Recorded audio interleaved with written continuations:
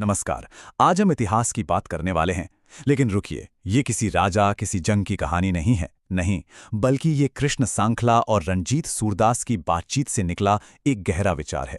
एक ऐसा सवाल जो हमें इतिहास के आईने में खुद अपनी ही एक झलक देखने के लिए मजबूर करता है। तो चलिए इस सफर पर साथ निकलते हैं। ये सवाल शायद आज के समय में सबसे ज्यादा जरूरी है। यही हमारी पूरी बातचीत का सेंटर पॉइंट है। जरा सोचिए, हमने चांद पर कदम रख लिया, टेक्नोलॉजी से पूरी दुनिया को मुट्ठी में कर लिया, पर सवाल वहीं का वहीं है। जब इंसान ने बाहर की दुनिया में सब कुछ हासिल कर लिया, तो भी उसके अंदर ये एक खालीपन, एक अधूरापन क्यों रह गया?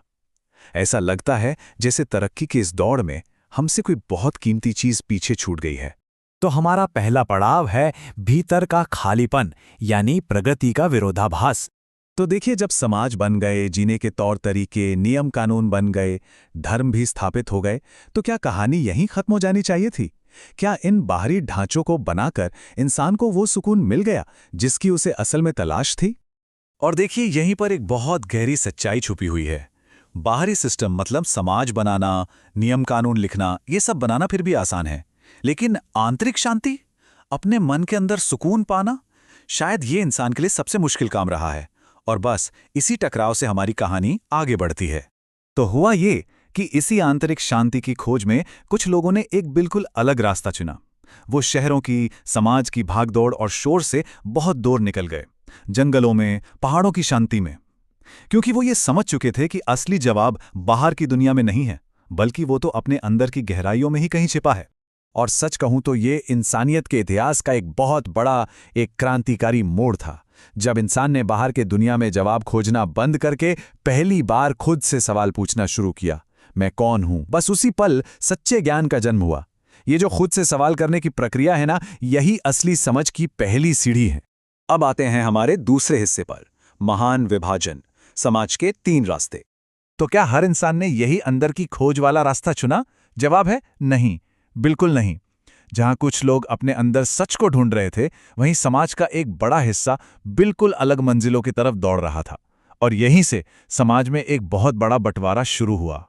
अगर हम मोटा मोटा देखें तो इंसानियत 3 अलग अलग रास्तों पर बंट गई।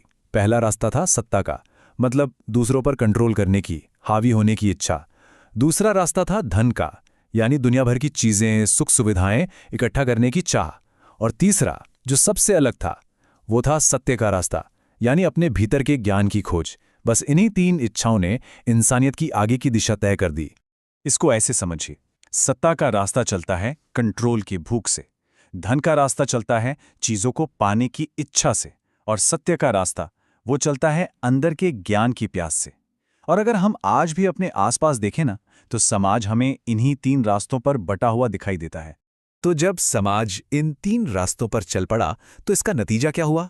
खासकर तब जब सत्ता और कंट्रोल की इच्छा सबसे आगे निकल गई, तब इसने तरक्की के साथ साथ एक और चीज को जन्म दिया, और वो था संघर्ष। इसका लॉजिक बहुत सीधा सा है। देखिए, सत्ता का मतलब ही है दूसरों पर नियंत्रण। पर सच तो यह है कि कोई भी नियंत्रित होना नहीं चाहता, हर कोई आजाद रहना चाहता है।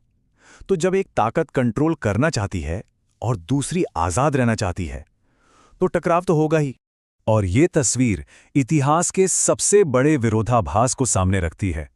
एक तरफ तो सभ्यताएं फल फूल रही थीं, बड़े बड़े शहर बन रहे थे, समाज आगे बढ़ रहा था। लेकिन ठीक उसी वक्त दूसरी तरफ यही तरक्की और बड़े और भयानक युद्धों की वजह भी बन रही थी। अगर इसे एक लाइन में कहें तो यही इतिहास का द्वंद्व है। एक तरफ निर्माण और दूसरी तरफ विनाश। दोनों हमेशा साथ साथ चलते हैं। लेकिन इस बनने और बिगड़ने के खेल के बीच ही इंसानियत की सबसे बड़ी खूबी सामने आती है, और वो है उसकी कभी हार न मानने की जिद। सभ्यताएं गिरती हैं, बड़े बड़े साम्राज्य टूटकर बिखर जाते हैं, लेकिन इंसान हमेशा उसी राख से कुछ नया बना लेता है, फिर से उठ खड़ा होता है। पर ऐसा होता कैसे है? ये कभी ना खत्म होने वाली ताकत आती कहां से है? शायद इसलिए क्योंकि इंसान सिर्फ एक शरीर नहीं है, वो एक विचार है। शरीर तो खत्म हो सकते हैं, साम्राज्य मिट्टी में मिल सकते हैं, लेकिन विचार कभी नहीं मरते। वो बस अपना रूप बदलकर एक पीढ़ी से दूसरी पीढ़ी तक जिंदा रहते हैं। तो हमने तरक्की, बंटवारे और संघर्ष की बात कर ली। अब इस चर्चा के आखिरी पड़ाव पर चलते हैं और ये समझने की कोशिश करते हैं कि इन सब कहानियों का आखिर हमारे लिए क्या मतलब है। इतिहास को एक आईने की तरह कैसे देखा जाए और उसमें खुद को कैसे पहचाना जाए। चलिए एक बार फिर समाज के एक बहुत बड़े स्तंभ यानी धर्म की बात करते हैं। जब धर्म की जड़ें बहुत गहरी हो गईं, वो समाज का केंद्र बन गया, तो क्या उसने इंसान को वो शांति दी जिसकी तलाश में वो सदियों से भटक रहा था? इसका जवाब ना हाँ में है ना ना में। देखिए, जब धर्म आस्था होता है, एक निजी विश्वास होता है, तो वो इंसान को शांति देता है। लेकिन जब वही धर्म अहंकार बन जाता है, मतलब ये सोच कि सिर्फ मेरा धर्म ही सबसे अच्छा है, तो वो शांति छीन लेता है और लड़ाइयों की वजह बनता है। तो असल समस्या धर्म में नहीं, बल्कि धर्म के साथ अहंकार के जुड़ जाने में है। और आखिरकार हम इतिहास के असली मकसद तक पहुंचते हैं। इसका मकसद सिर्फ तारीखें और नाम याद करना नहीं है। जब हम दूसरों की कहानियां सुनते हैं, उनकी जीत, उनकी हार, उनकी भूल, तो हम सिर्फ उनके बारे में नहीं जान रहे होते। असल में हम धीरे धीरे उन कहानियों में खुद को पहचानने लगते हैं। इसलिए ये बात गांठ बांध लेनी चाहिए कि इतिहास सिर्फ बीता हुआ कल नहीं है, बल्कि ये वो आईना है जिसमें हम आज के इंसान को यानी खुद को देख सकते हैं, अपनी ताकत को, अपनी कमजोरियों को और अपनी इंसानियत को।